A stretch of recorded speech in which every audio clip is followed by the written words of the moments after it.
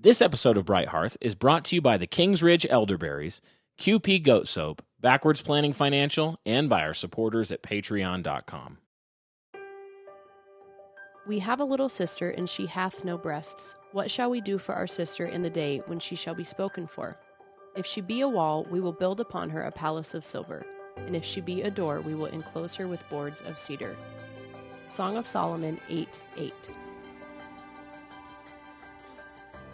Well, welcome back, everybody, to a new season of Bright Hearth Podcast. I'm Brian Sauvé, joined as always by my beautiful wife, Lexy.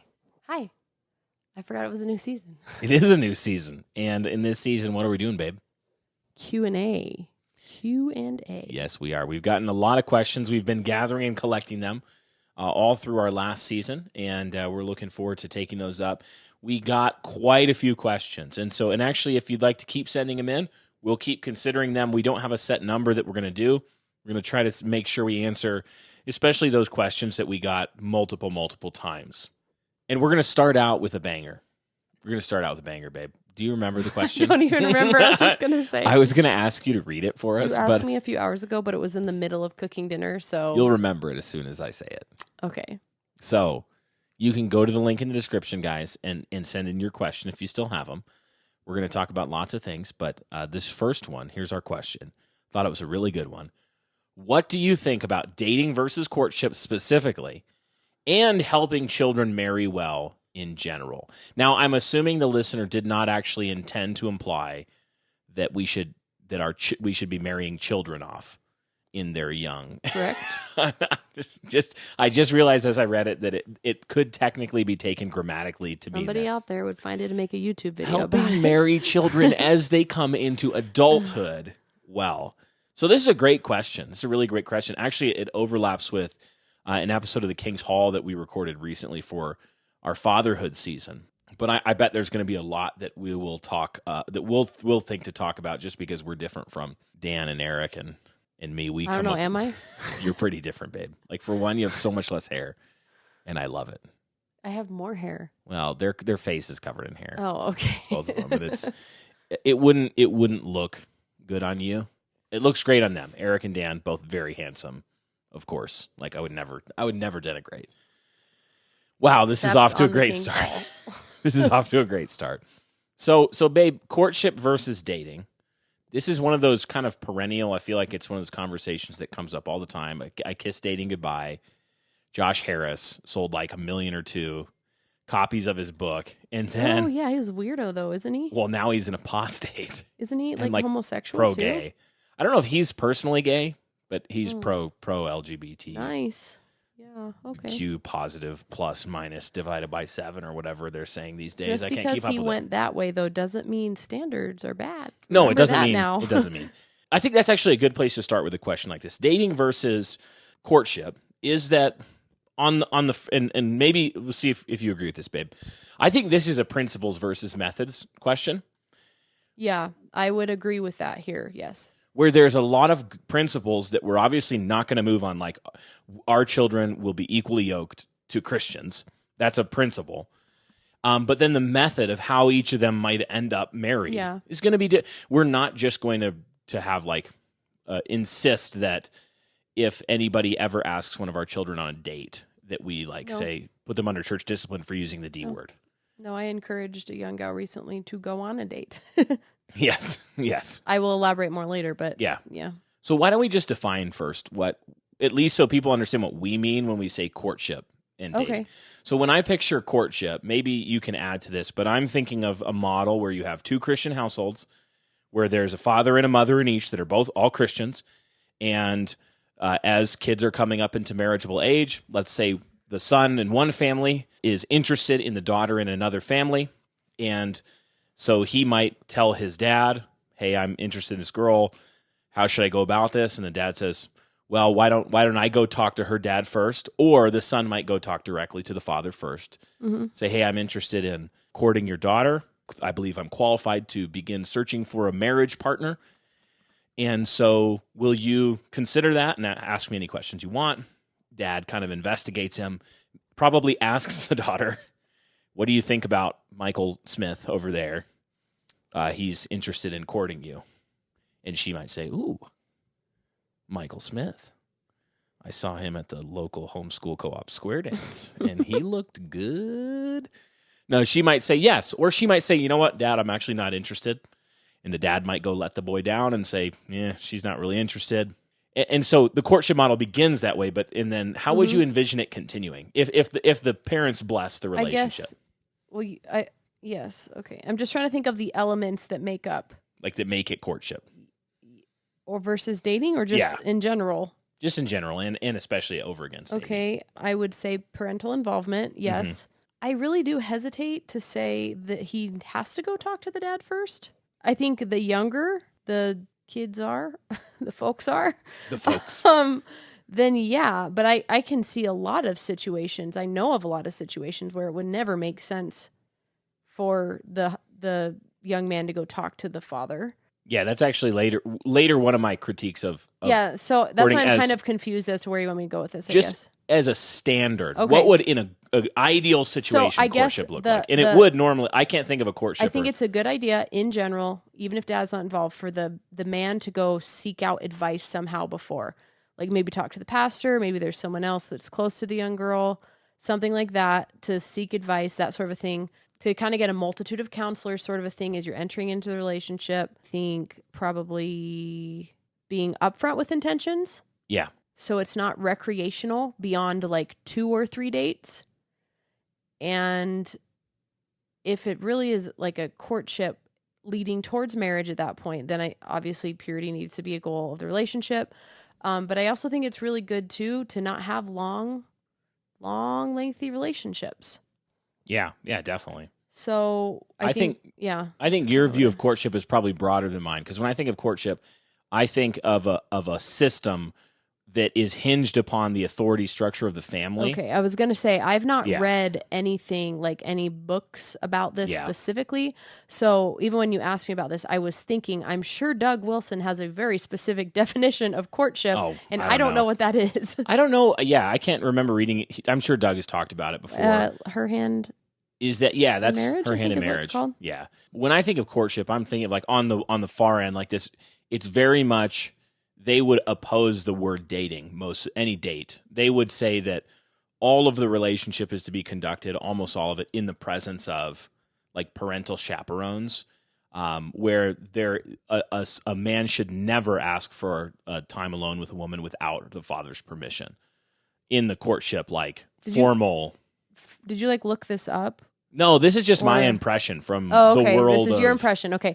And I say this so people know what, like, if I critique it, that's what I'm critiquing. Okay. But I think of that as courtship. And then like basically the thing progresses and he might ask for her hand in marriage. And and the idea is that the father is going to oversee the relationship until he gives his permission, and the marriage is then a transfer of authority. Okay, that makes sense, yeah. From the father to this husband in establishing a new household. Versus dating, where it's like you might never involve parents at all. It might be like let's go to a dinner and movie, and kind of eventually it might end in marriage. It might not. It might go on for 2 years. It might be so kind of like in my mind, at least, those are the two extremes on either side. That's why I was trying to.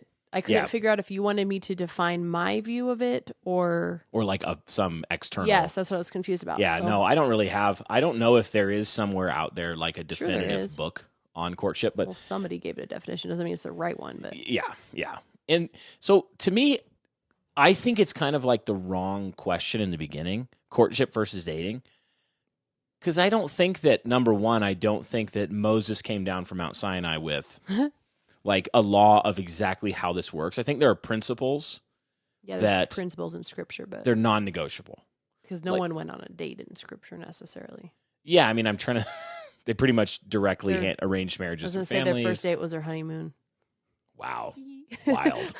And then I think about like Rachel and Leah and Jacob, and how Jacob was, I guess, in their family though for 7 years. Yeah. So they had seen him in operation, but Did you know that fresh American black elderberries are naturally high in phosphorus, vitamin A, vitamin B6, and vitamin C, as well as many anthocyanins that serve as antioxidants? Regular supplementation with elderberry extracts has been shown to decrease chance of influenza and lessen cold duration and symptoms. The Kings Ridge fresh frozen elderberries are hand-picked, destemmed, washed, and quickly frozen at their family farm in East Central Indiana. Their whole operation is designed around maximizing freshness and antioxidant content of their berries.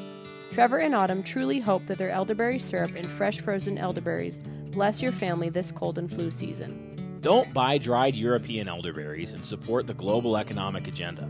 Visit tkrfarm.com and purchase your elderberry needs from the Kings Ridge elderberries. And that link is in the description for you. Let's talk about some of those principles maybe, because I think these are more important for us when we're looking at like marriage versus courtship. I do think a principle, I'll give one, you can list some other ones too maybe. I think the first principle that comes to mind for me is that equal yoking. Yes. So why? Let's talk about that. Okay, equally yoked, and I would add equally mature. I would add that. Yeah, I think that's part of it, for sure. I mean, because at the baseline, it's like, we want them both to be Christians. I won't even obviously marry a couple if one is a Christian, one's not. Mm-hmm. But there are other ways of being unequally yoked, even if you're both believers. Yeah. Like a crazy Pentecostal. That's true. Marrying like a stalwart Lutheran would probably be you have to work some stuff out. I kind of feel like that's less of an issue, but maybe it just is maturity anyways. But yeah, you want to be equally yoked. I mean, I like Rachel Jankovic's definition of friendship is that it's two people on the road towards Christ. And when one of those persons departs from Christ, you're no longer in friendship. Yeah. So imagine marriage, which is closer than friendship. How can there be fellowship there? Yeah.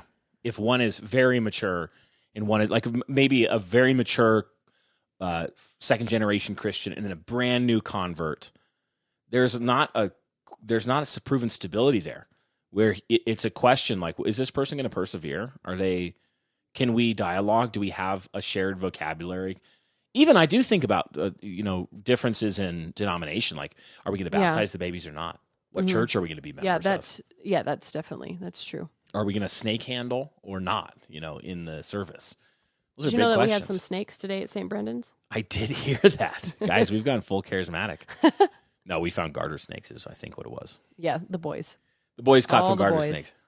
Yeah, so equal yoking is obviously one for our children that is a frontline principle we would like to teach them as they come towards marriageable age. I think in basically honoring of the hierarchies and authorities God has set in place is another one. Yeah. What comes to mind for you around that principle? Just that we live in a fallen world, and that's not always the ideal. Mm-hmm.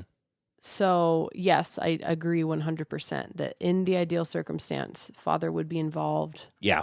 Father and daughter would have a close relationship where they even want to talk about those things. That's another thing that I think would be important to talk about is you can't just go and be a lame dad who suddenly when your daughter is 16, you expect to have this open dialogue with her about her emotions with other boys. You have to then cultivate that for years and years. Yeah. I think that's where this can go really wrong. Because that type of dad probably also wants to be highly authoritative at that point, and he's going to get mad. So don't do that. As a parent on the parental side, you want to have trust in the bank account and intimacy in the bank account to where, as a father with either a son or a daughter, you have accrued their trust, their heart. You've dialogued with them about this stuff. They know your expectations. I mean, even with Daphne going to school this year too, and the boys, I was talking to them 2 days ago about like, hey guys, who do you remember? If you find you like someone in your class, which I'm assuming they will, I'm not assuming they won't, I'm assuming they will. Who's the first person that you tell? Do you go tell your friend that sits beside you? No. Do you go tell your teacher? No. Who do you go tell? I tell mommy and daddy. Yeah, tell mommy and daddy. So I want to be cultivating that at a very young age, that I talk to my mom and dad about the boys I like, the girls I like. Very true. So, but yeah, in a non-ideal world, I think as a young girl, it would be important to have like a pastor or another, maybe if you're older, like another married man and wife that you can talk to and that could help vet for you, essentially, I guess is what I'm saying. And like a stand-in authority figure. Because I can even think of friends that we know really closely that both believers, but the parents of one were not believers, and they were actively saying, why are you guys not sleeping together? Yeah, you guys need to sleep together. You're not going to be compatible if you can't figure this out. Yeah. Oh, you're going to get married? So there are situations where it's like you actually don't want that parental advice. To me, the principle here about honoring the hierarchies that God has set in place is about parents and children and fatherly authority and those things. But actually, it also has implications for parents. So yeah, that's true. When I'm thinking about this for my children, for example, and there's some historical examples I think are helpful that we've discussed before, but let's say that there was a suitor for one of my daughters, and he meets the biblical requirements for marriage, and he's able to provide. He's a Christian man in good standing in the church. He's mature. He doesn't have any ongoing sin-ish. He's not looking at pornography. He's a godly man, and my daughter loves him. And they have, maybe they've even been they've asked for permission, things like that, to get to know each other. And they want to get married. And he comes to me and he asks for her hand in marriage. And let's say maybe I just don't like some aspect of his personality. Like, I think he's too jokey, or he's not, or he's too serious. Or as a father, I don't actually have the right to arbitrarily refuse my permission for any reason whatsoever. Yeah, when Fathers Ruled talks about this, how the court system in Germany after the Reformation made it so that if a daughter had somebody in mind that she wanted to marry and the parents were not willing to give permission, they had to, by law, show that he was basically unqualified as a Christian. Yes. So and back then it was really to protect the daughter economically, she needed to find somebody as soon as she could, because that's where stability was found. Yep. So if they, for a stupid reason, were withholding, and a stupid reason is something like, I just don't like this one aspect of his personality. I don't like his personality. I don't like his vocation. Yeah, vocation. No. That's a stupid reason. By law, she was allowed to marry without permission. They could appeal, right? And the courts could step in. Yeah.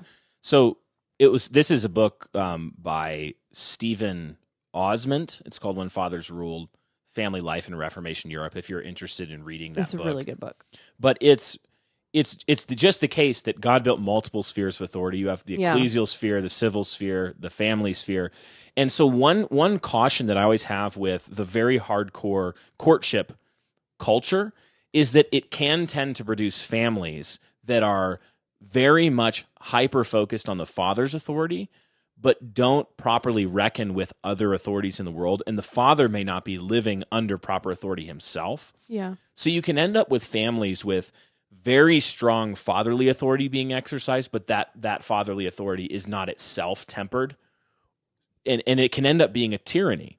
Yeah. Where fathers are, I think there's a lot of ditches fathers can fall in. That's one of them. Another one, like the whole, I'm going to threaten all of my daughter's suitors with a gun and that kind of thing. Yeah, he's not going to want to ever come and talk to you. No, and you're encouraging your daughter to hide from you if you Correct. do that. Yes, even more important is she doesn't trust you. So you actually need to think about what you're saying to your daughter or your son if you say of their potential suitor that they like, they're an idiot, they're worthless, they're a fool. Okay, unless you have really good reasons and you can articulate those reasons lovingly and kindly and patiently and win your child, you actually are also telling them that they're a fool. Mm-hmm. Because, you like this person, they're a complete idiot, they're totally worthless. You need to respect your child and potential suitors, is I think a point there. That's a good principle for dating or courtship. Yeah, because they're humans too. It's like, you don't just get to be rude because you're the dad. Right. How would you want your son treated? Correct. As he approached another family. Yes. So I think it's important that you honor and respect your children and their suitors in this process. This is completely compatible with telling your child very bluntly that you think someone is not qualified for marriage. Mm-hmm. Of course, if you love them, you will tell them that. Many, many lives have been ruined by foolish marriages. It's true. It's true. So I think that's a principle to take into this dating versus courtship. Either way, you need to make sure that you honor the authority structures that God put in place. The father is a big one. I think another principle is that we live in a sin-cursed world, and so every situation is going to require wisdom. Because that whole scenario I laid out, what percentage of Christian families right now are in communities where the normal standard is that there's a mature Christian father and mother who understand biblical headship.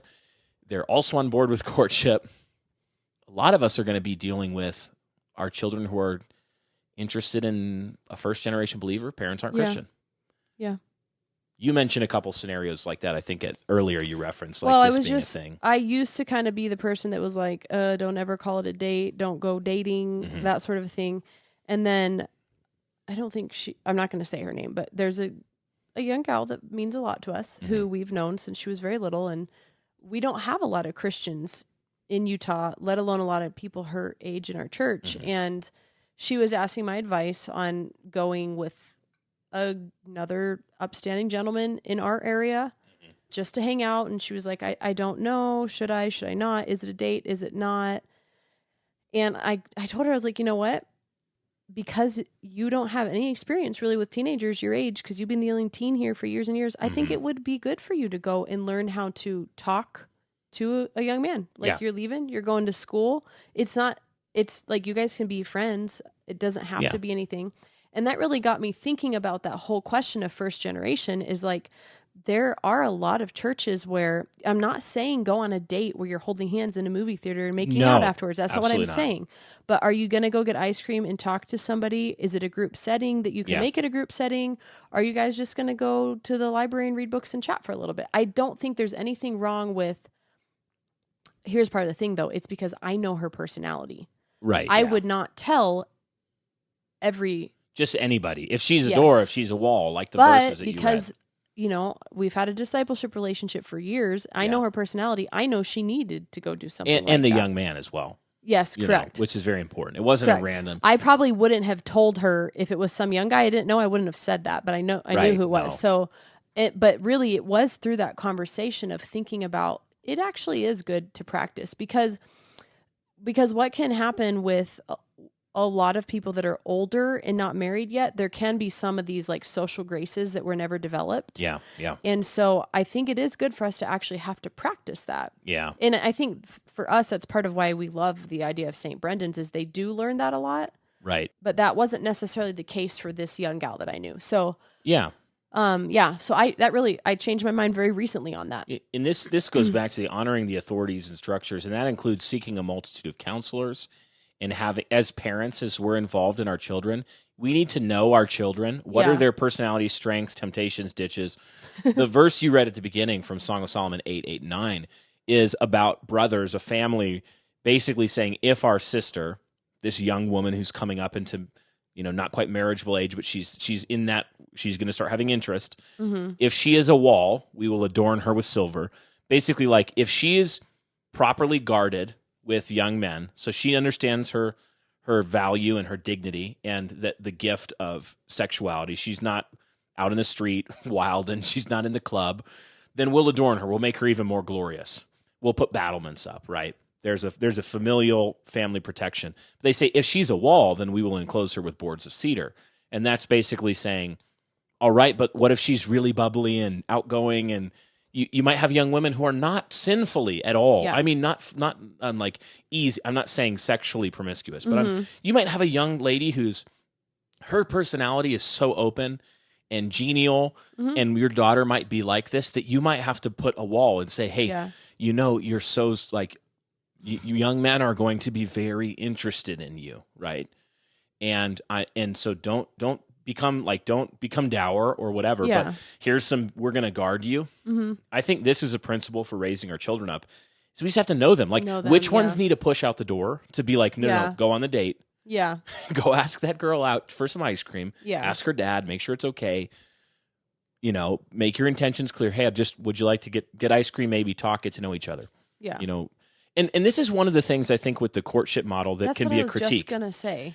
Is that it doesn't leave a lot of room. It goes from 0 to 100 so quickly that the first conversation is, I'd like to pursue marriage. Yeah.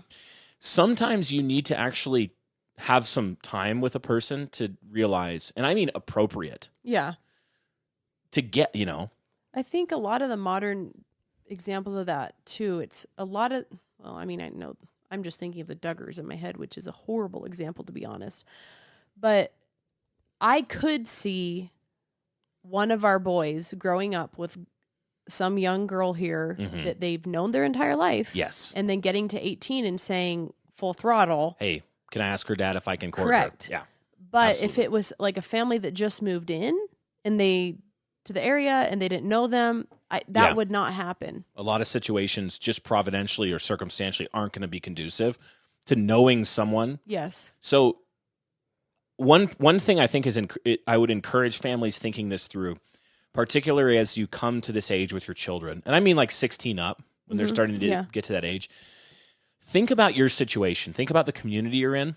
Think about the depth of relationships you have with other families in the pool of potential spouses. And tailor your approach and wisdom to your situation, to the personalities of your children. Don't set a rigid, it must be this exact series of steps for them to become courting and then engaged and then married. Obviously, keep the principles like sexually chaste, guarding them, honoring authorities. Those are good 3 principles right there. Yeah. Could we make a biblical case for no long engagements though?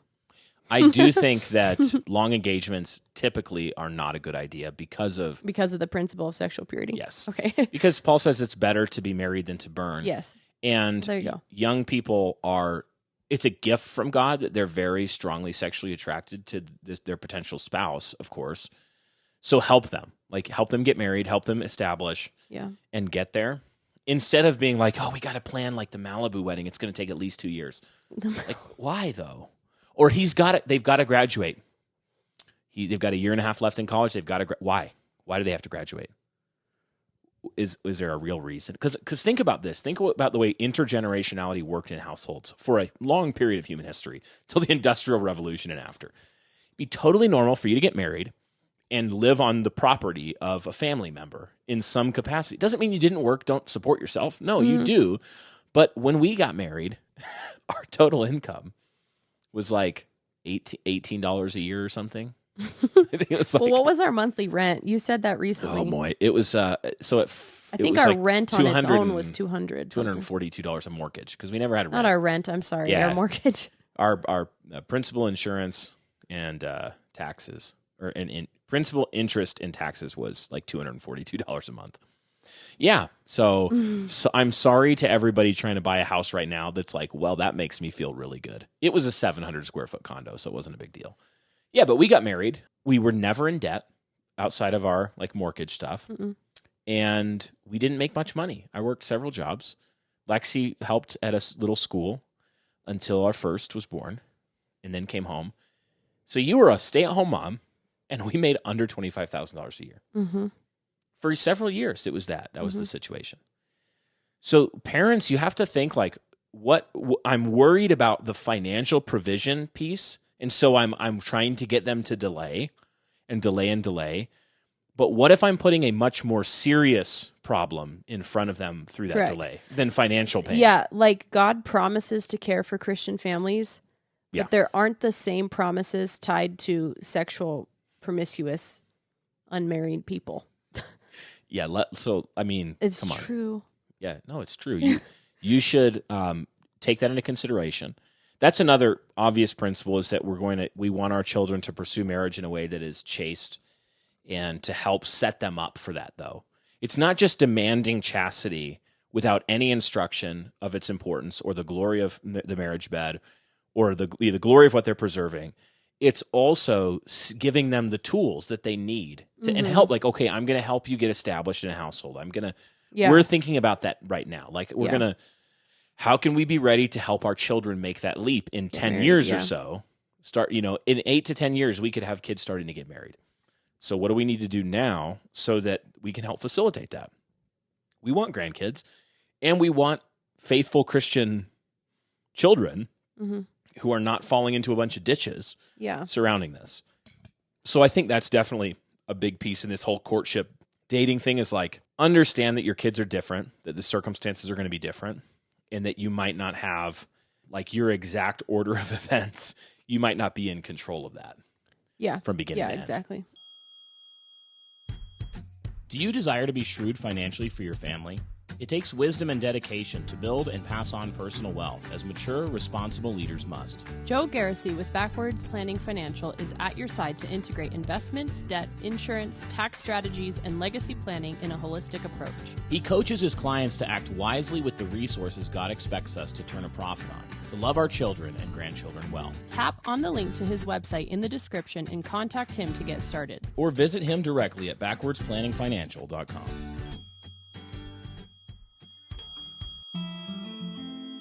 Discover the gentle touch of QP Goat Soap. That's right, I said goat soap. Introducing QP Goat Soap, a family-owned business with a great story behind it. One that really captures the heart of what we're all about here on Bright Hearth. For Quinn Pittman's 9th birthday, he convinced his parents to get him a pair of Nigerian dwarf goats, known for their sweet and creamy milk. Quinn not only excelled at caring for this small flock, it's since grown. Now an enterprising 15-year-old, Quinn makes high-quality soaps that won't dry you out, and much more from the increase of his herd. Head over to qpgoatsoap.com. That's qpgoatsoap.com, or tap the link in the description of this episode to pick up a pack of his handcrafted soap today. Available in men's, women's, seasonal scents, and more, you'll love this family-owned business. Another piece of this that I think is I think is important to discuss is the difference between boys and young men and young women in our aims and how we disciple them. So when I think about my sons and what I anticipate they're going to need when they start to come up into these years to prepare them to marry well, one of the big notes of emphasis that we already talk about, I already talk about with our boys and talk about in the church a lot, is a focus on the men and young men winning glory, winning strength, winning competency so that they can be worthy of a worthy woman. So when I'm thinking about my young sons and preparing them to marry well, there's going to be an aspect of external and internal. Where on the external, I want them to get an idea of what an ideal woman is, that has a gentle and quiet spirit, that you're attracted to her and think she's beautiful, that you believe she'd be a good mother, that you have a good friendship, that she's not naggy and disrespectful to you, that, on and on and on. I want them to have that vision in their head so they can recognize a godly woman when one shows up, and so that they can also recognize, like, this young lady is very pretty, but she is the woman my dad has been warning me about for 12 years. Yeah. She is loud and rude and disrespects her parents and in class. Yeah. She's, Yeah, that's true. But internally, I then want them to think, okay, here's this glorious picture of a young woman that I hope to win. Okay, what do I need to get in order? Because the thing is, if you do that, young men, guys, I remember working at Grounds for Coffee. And I was it was probably 4:15 in the morning, just getting ready to open the shop. And I was doing a 3-hour shift before high school, totally illegally. I was going to say, I don't even know if you can actually Monday. I was doing that. It was stupid. I made $15. It wasn't stupid. People used to do that all the time. It was good character. Yeah. And I remember sitting down and I was scratching out a budget from my earnings.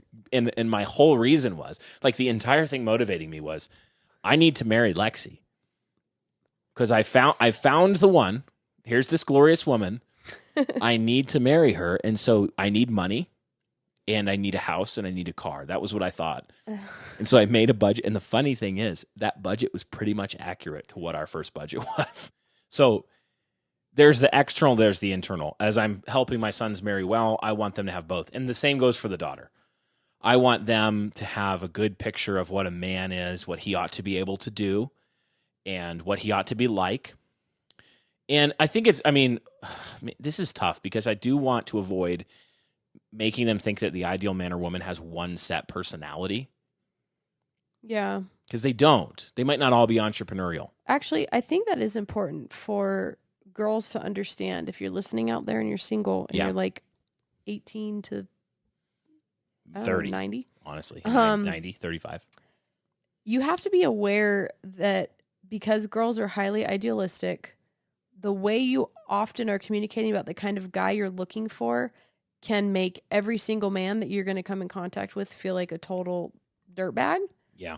So I guess I don't, maybe you could elaborate more on how you could communicate. There have just been young women that we've talked to. They're like, this is the kind of guy I want. And it's like, that's literally just Jesus though. Do you realize that? Like, do you realize that what you actually want is to marry a sinner who doesn't have like 10 out of 10 across the scale? Across the board. So, or even just, that can be really discouraging to guys that are already having a hard time finding a wife. Yeah. And then you're just like, well, you just want to marry my pastor.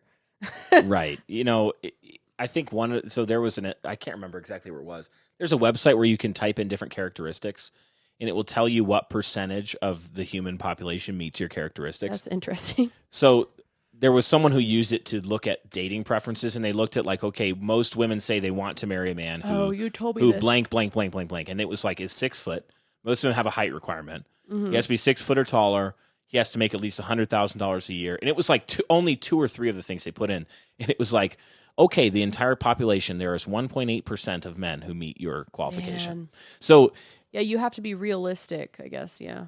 It would be better, like the man for a young woman who'd be a great spouse might be the quieter man who has a slightly receding hairline, but is is a virtuous man, provides well, good personality. Like on both sides, you have to make sure that yes, you are attracted to the person, but make sure you're valuing the way that the Lord values. Yeah.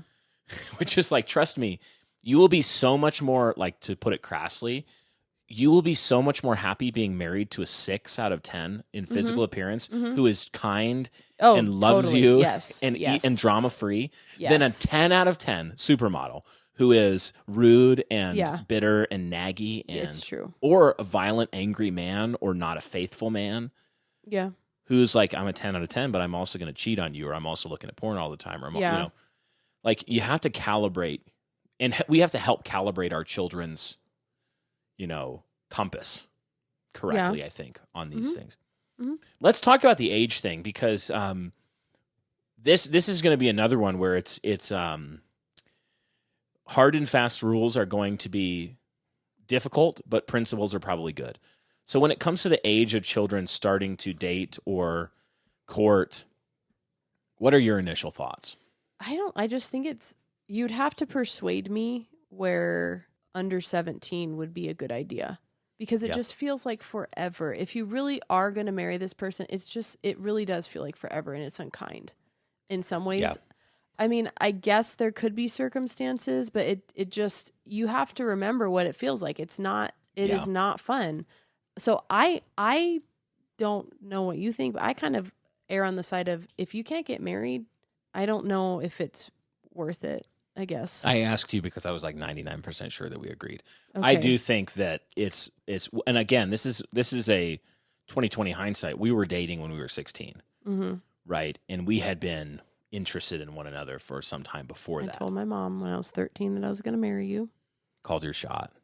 I did. Named it and claimed it. And I've seen pictures of me when I'm 13, and listeners, I do not know what she saw. I had raggy, shoulder-length hair, ripped jeans. I played the guitar poorly. That's wise, because you played the guitar. That's right, babe. Yes. I don't think people know the first time I saw you. Actually, no, you were on roller skates. Are you serious? Yes, I think it was the first time my mom and I saw you together that you were playing a guitar. That's what it was when my mom and I saw you. Was it my orange? That's Brian. Tiger stripey one? Yeah, and you were sitting on a rock. My Ibanez AES 10E for any of you guitar nerds. Yeah, so anyway, we didn't do this, but for our children, I do think that it makes a lot of sense to say 17 or so, and there's no age. Maturity and readiness is much more important than age, but I think the age is a minimum. Well, so like 17 doesn't mean automatically you should be dating, is all I'm saying. And it does stink that we live in a world where it's when you're 18 that you graduate school. Because I really think we would have been fine. Yeah, we could have got married at 16. I think we would have been fine. It's not the norm, but I think we could have. But just so you guys, I mean, we were both working a lot and doing a lot of school. Like we weren't the typical high school sweethearts, like football, cheerleader. Football and dates. That's not what we were doing. we barely went on dates because we were both working our butts off. We wanted to get married. Yeah. So there you go. So the age thing, I think it does have to do with like there's some minimums you should consider. And if you have these lines of communication open, you're winning your children's hearts and their respect. They know you can trust them. They know you're not going to belittle them. And they know that you're going to just respect. If they come and tell you, Mom, I'm really like, I really love this young lady. Mm-hmm. Or I'm this young man, I want to marry him. I think it's still good to tell like your children, okay, then let's keep our eye on the prize. Yeah. You work right now. Your job in this season is to become mature and prepared for that season, next season of life. So do it really well. Yeah. Be friends, be in the same school, do all of that stuff, but we're not going to permit one-on-one solo dates. We're not going to do like you can be in the same friend group. We're going to understand that you can't stop your child when they're in the same social circles from falling in love with somebody. No, and that's okay. That happens. Yeah. You can help them establish healthy boundaries and good goals. And maybe the 16-year-olds are like, hey, I'm interested in you. I can't date right now, but I just want you to know I'm friends. That's probably going to happen to some of your children. You think they should do that then? I'm not saying they necessarily should. I'm saying it's probably going to happen with a lot of children. I have a son like that. I know. At least one. And he's his father's son is the problem. It's true. So cute. He reminded me literally this. I've been wondering because he hasn't brought her up in a while. Mm-hmm. He reminded me again this week. Oh, no. I'm going to marry her. And I told him this was the first time I was like, well, we have to see if you're well suited when you're older. Yeah, when you're older. And he was like, what does well suited mean? Because any goal we give him, like, well, you have to this before. Okay, I'll do that, Mom. I'll get that. It done. But I explained it to him and he was like, okay, well, we'll see if we're well suited then. And that's what's so sweet about it is that we have these open conversations. We don't want to embarrass them. Like this is the thing. I know. You're going to be so tempted to like embarrass or crush or squash. You want to direct and encourage and respect. I mean, how cool. I'm not saying this is what's going to happen because also I think of this young girl, like I also don't want to embarrass her or make her feel like. Or lead awkward stuff in families. But how cool would it be if our kids, like that is kind of the ideal, that you meet someone from your childhood, that you guys both grow up in Christian families, you've known each other your whole lives, your families are friends, and you get married and you get to have, that's ideal. How cool. Yeah. The last thing, before we run out of time here, I think is probably worth part of the conversation is and we talked about this in the King's Hall, but one piece that you need to be thinking about, particularly if you're in our stage of life where you have kids who are younger and you should be looking ahead, how can we prepare them well for marriage in the next season of their life and adult success? One thing you need to be thinking about is where you live and the type of community you're in. Because if you're in a community where you want a certain type of fruit, but there are none of those trees around. I'm sorry, you're not going to find it. You're not going to find it there. You are setting your child up, literally, and I'm just saying this because we live in a place like this. You're setting your child up for either not getting married or just marrying an unbeliever. Neither of those are ideal. So some ways that you can That's work what I was on going to this. say. Some ways that you can work on this. One of them is if you look at your situation, you're like, we're in a place where there are no solid churches, there's no thick Christian community, and we need to seriously consider moving. Do it. And I don't mean move, I mean seriously consider moving. Identify your situation. And one thing Dan and I talked about recently with this, I think on that episode of the King's Hall, but it was like, if you find yourself where you have your 23-year-old daughter who marries an unbeliever without your permission, because she was in an area where the church was weak, she didn't end up having good Christian friends, grew up, and she married the people she was around at her work or school or whatever it is, what would you give to have a do-over? Yeah. Oh man. Oh, it's so true. You'd give half. You'd give what, $200,000? No problem. You'd sell your house. No problem. Yeah. It's so. Because none of those things matter. Yeah. Compared to the success of your next generation. Wow, that's a good. So if I'm sitting in a place with young children, and I look at my community objectively, and I say this does not have the Christian community that's going to be necessary. Am I called to plant a church here? Is there a church coming here that's going to be able to do that? Am I going to be able to overcome this barrier? If no, then I'm probably going to be looking at relocating. I'm just telling you what I would do. I'm not binding consciences here. It's your decision as a mother and father before the Lord. I'm not trying to be your pope, but I'm just telling you that I would seriously consider moving. The other thing, and we have a great community, and we still consider this, is like going up to Grace Agenda. Yeah. Part of that is we've gone up there enough that our friends now have friends there. So they know we're going to go visit this family. We're going to go see our friends. This is what we did last year. Yeah. That's a connection that as they get older, I don't know where my future in-laws are going to come from. It might be up there. It might be, out in Ohio somewhere. It might be county before country folks at East River. So, but even that, like the hard part about that is that like as a young mom right now, I've had people say like, well, isn't that a lot of work? I'm like, yeah, it's totally a crap ton of work. It's expensive. And I usually don't sit through anything, but it's not for me. It's for the kids. We don't go there for talks. No, we're going there for the kids. For the kids, for relationships. If you're looking at like your vacationing time as you time, that's not.